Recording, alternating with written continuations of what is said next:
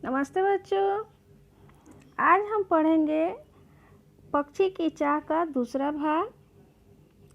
पहले में हमने पढ़ा कि पंडित जी ने एक बाज़ार से तोता खरीदा और उस तोते का देखभाल बहुत अच्छी तरीके से किया। फिर भी तोते जो है वह पंडित जी के स्वप्न में क्या कहता है उसको अब आगे हम विस्तृत रूप से देखेंगे।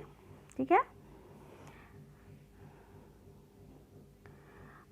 वो पक्षी जो है पंडित जी से क्या बोला कि आप तो धार्मिक व्यक्ति हैं, फिर यह पाप क्यों कर रहे हैं। पंडित जी ने उसे समझाया, तुम मुझसे यह बात कह रहे हो जबकि मैं तुम्हें सुरक्षा दे रहा हूँ। क्या तुमने यही बात उस व्यक्ति से कही थी जिसने तुम्हें पकड़ा था और बेच रहा था।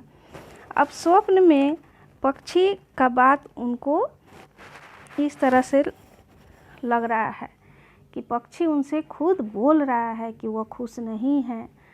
तो पक्षी की बात से वो बोल रहे हैं, पंडित जी बोल रहे हैं कि जो व्यक्ति तुमको बेच रहा था तुमने उसको क्यों नहीं समझाया।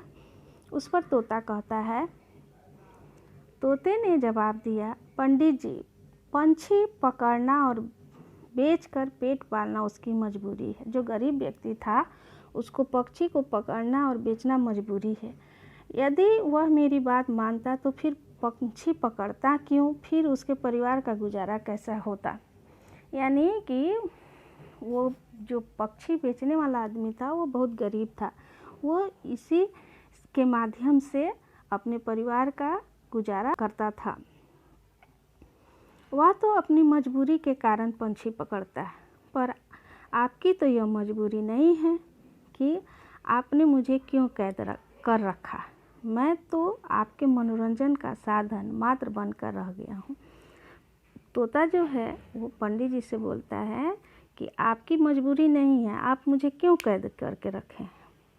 मैं तो आपके मनोरंजन का एक साधन बन के रह गया हूँ।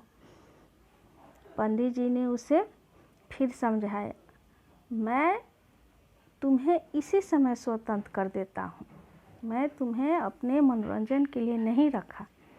पंडित जी बोले, मैं तुम्हें इसी समय स्वतंत्र कर दूंगा, मतलब पिंजरे से आज़ाद कर दूंगा।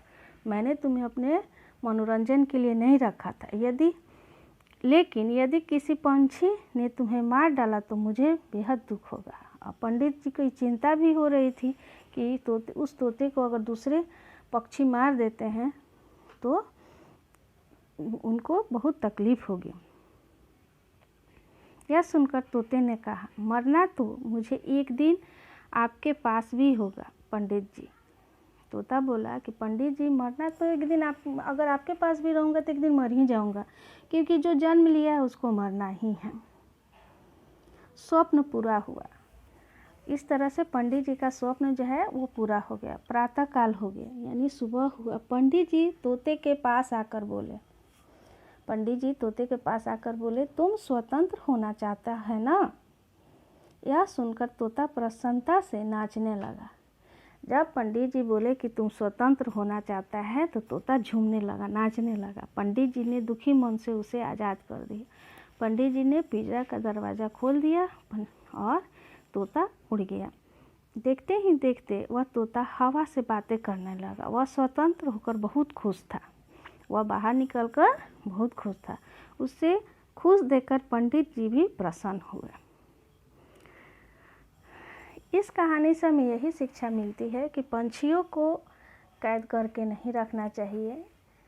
उन्हें आज़ादी प्रिय है तो उन्हें आज़ादी देना चाहिए।